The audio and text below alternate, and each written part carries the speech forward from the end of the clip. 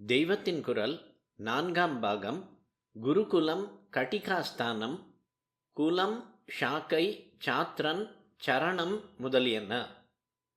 குலம் கோத்திரம் பார்க்கணும் என்ற ஒரு வாக்கியம் நம்மிடையே அடிபடுகிறது. இந்த கொள்கையையே அடித்து போட்டு விட வேண்டும் என்பதுதான் நம்முடைய நவீன நாகரிகக்காரர்களின் அபிப்பிராயம்.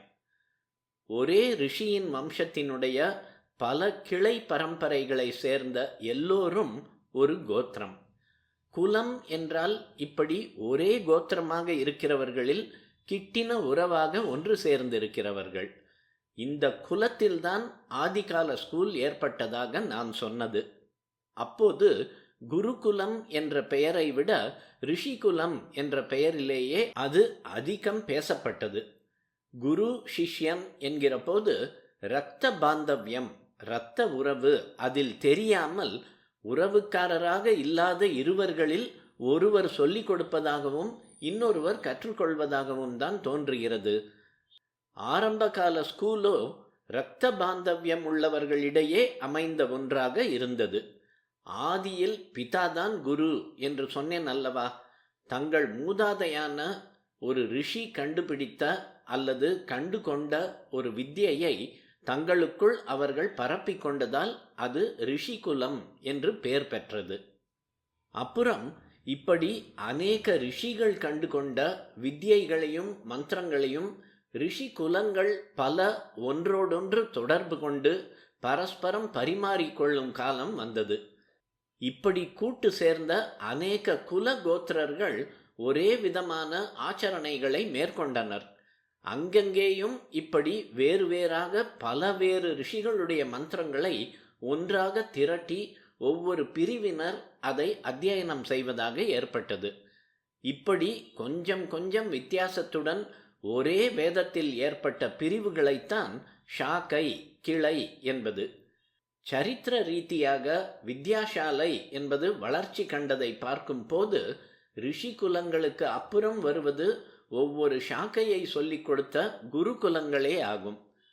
இங்கே இரத்த பந்துக்களிடமிருந்து கல்வி பிரச்சாரம் விரிவடைந்து ஒரே வேத பிரிவை சேர்ந்த ஒரே ஆச்சரணைகளை கொண்ட எல்லாரிடமும் பரவலாயிற்று. அப்புறம்தான் ஒரு வேதத்தின் ஒரு ஷாக்கை மாத்திரம் இல்லாமல் பல வேதங்கள் மற்றும் பல வித்யைகள் ஆகியவற்றையும் கற்றுக் கொடுப்பதாக குருகுலம் விரிவு பெற்றது. மாணவன், வித்யார்த்தி, சிஷ்யன் என்றெல்லாம் நாம் சொல்லும் பையனுக்கு சாத்திரன் என்று அக்காலத்தில் பேர் இருந்திருப்பதாக பாணினியின் வியாக்கரணத்திலிருந்து தெரிகிறது. குறிப்பு: வேதத்தில் மூலமான மந்திரங்களை சொல்வதான பாகத்துக்கு சம்ஹிதை என்றும், அந்த மந்திரங்களை கொண்டு எப்படி வைதிக கர்மாக்கள் செய்வது என்று விவரிக்கும் பாகத்துக்கு பிராமணம் என்றும் பெயர். சம்ஹிதா பாகங்களில் உள்ள ஒவ்வொரு பிரிவுக்கும் அதை கற்பித்த வித்யாசாலைக்கும் ஷாக்கை என பெயர் என்றும், இதேபோல் பிராமணத்தில் உள்ளவற்றுக்கு சரணம் என பெயர் என்றும் சிலர் சொல்கிறார்கள். சரணம் என்றால் கால், பாதம், பதம் என்று காலை சொல்கிறோம். பரமபதம் என்று மிகவும் உயர்ந்த ஸ்தானத்தை சொல்லும் போதும் பதம் என்ற வார்த்தை வருகிறது. கால் நம் உடம்பை தாங்கி நிற்க செய்வது போல நம் உயிரை தாங்கி நிலைத்து நிற்கும்படி செய்யும் பெரிய சப்போர்ட் தான் பதம். சரணம் என்று இதே அர்த்தத்தில்தான் குருகுலத்துக்கு பெயர் கொடுத்திருக்கிறது.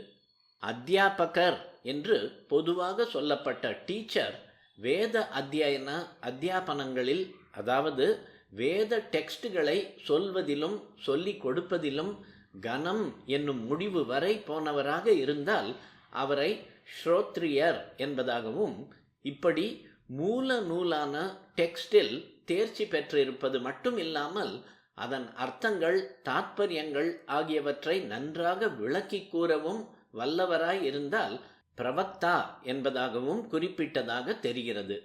பிரவச்சனம் பண்ணுபவர் யாரோ அவர் பிரவக்தா. கொஞ்ச காலத்துக்கு பிற்பாடு முதலிலே சொன்ன ஆச்சாரியர், உபாத்தியாயர் என்ற இரண்டு விதமான டீச்சர்கள் உண்டானார்கள். ஒரே குருகுலத்தில் படிப்பவர்களை சப்ரம்மச்சாரிகள் என்றும் சதீர்த்தியர்கள் என்றும் பாணினி சொல்லியிருக்கிறார். இதே பெயர்கள் பிற்காலத்திலும் நீடித்தன. இங்கிலீஷில் கிளாஸ்மேட்ஸ் என்கிறோம். வடக்கே குருபாய்கள் என்கிறார்கள்.